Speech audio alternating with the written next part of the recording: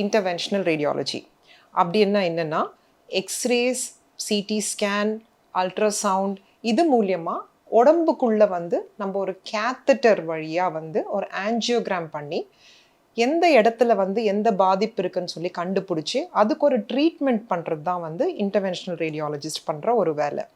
சிம்பிளாக சொல்லணும் அப்படின்னா ஒரு கார்டியாலஜிஸ்ட் வந்து ஆஞ்சியோகிராம் பண்ணுறது நீங்கள் எல்லாமே கேள்விப்பட்டிருப்பீங்க.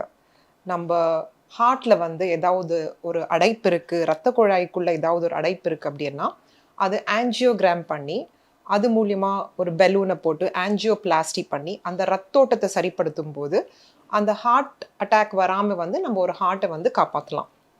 So that is what a cardiologist does. இது வந்து coronary angiogram, coronary angioplasty, stenting நீங்கள் எல்லாமே கேள்விப்பட்டிருப்பீங்க.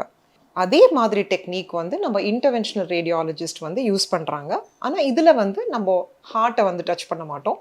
உடம்புல எந்த ஆர்கனுக்கு வேணாலும் நம்மளால் போக முடியும்.